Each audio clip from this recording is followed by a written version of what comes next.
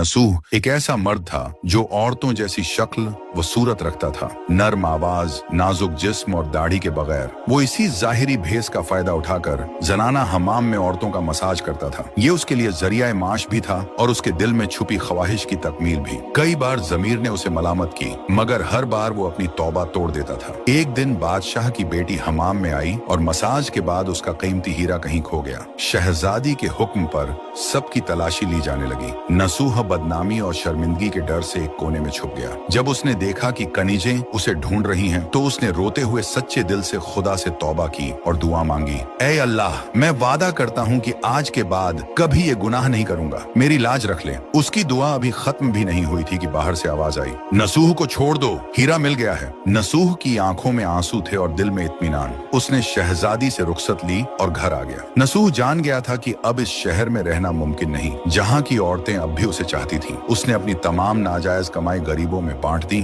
और शहर छोड़कर एक वीरान पहाड़ी पर चला गया। वहाँ वो अल्लाह की इबादत में मशगूल हो गया। एक दिन उसे एक भैंस नजर आई जो घास चर रही थी। उसने सोचा कि ये किसी चरवाहे की होगी और जब तक उसका मालिक न आए वो इसकी देखभाल करेगा। कुछ दिन बाद एक तिजारती काफिला रास्ता भूलकर वहाँ पहुंचा। प्यास की शिद्दत से निढाल ताजिरों को नसूह ने अपनी भैंस का दूध पिलाया और सबको सैराब कर दिया। नसूह के अच्छे अखलाकन से मुतासिर होकर ताजिरों ने जाते हुए उसे बहुत सारा माल बतौर तोहफा दिया। नसूह ने इन पैसों से वहाँ एक कुआं खुदवा दिया। आहिस्ता आहिस्ता उस कुएं के इर्द गिर्द लोग बसने लगे और इमारतें बनने लगी।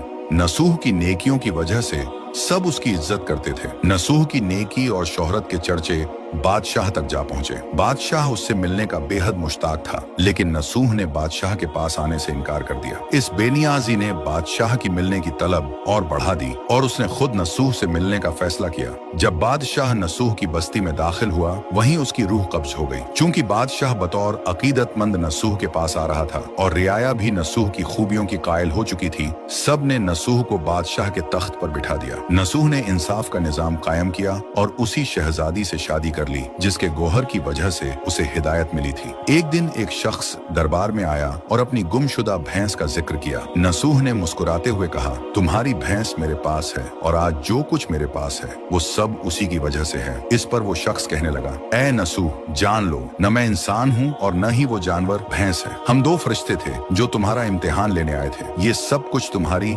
सच्ची तौबा का नतीजा है। ये कहकर वो दोनों फरिश्ते नजरों से गायब हो गए। इसी वजह से सच्चे दिल से की गई तौबा को तौबा नसूह कहते हैं।